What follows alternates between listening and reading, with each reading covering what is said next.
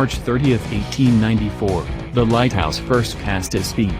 The first 8 years were trying times for the 3 Lightkeepers and their families who lived in the little community of Heceta Head.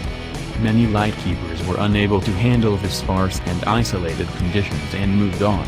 Head Keeper Olaf Hansen worked for over 15 years to make the Lightstation a sustainable community. Olaf started the vegetable gardens, a schoolhouse and the Heceta Head Post Office. During World War II, the Coast Guard Beach Patrol Heceta Head manned with 75 men.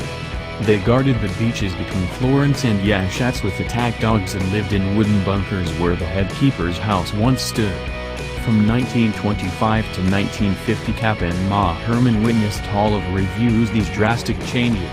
Cap opted not to take a Coast Guard rank and was the only civilian allowed on the property during the war. After World War II, the Coast Guard continued to man the Lightstation as an aid to navigation. 2 men and their families remained at Heceta.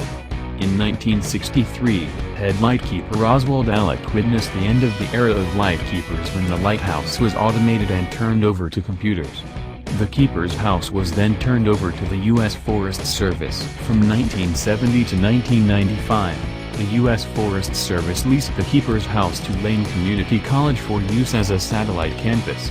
The wall dividing the 2 dining rooms was removed to create a classroom space.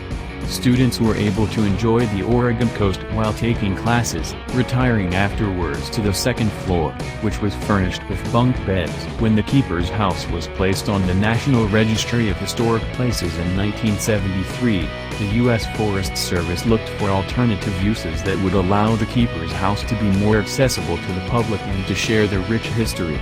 It was decided that a bed and breakfast would have made this feasible. Heceta Head entered a new era in 1995, when Mike and Carol Corgan were chosen to be the first innkeepers for the Heceta Lighthouse Bed and Breakfast.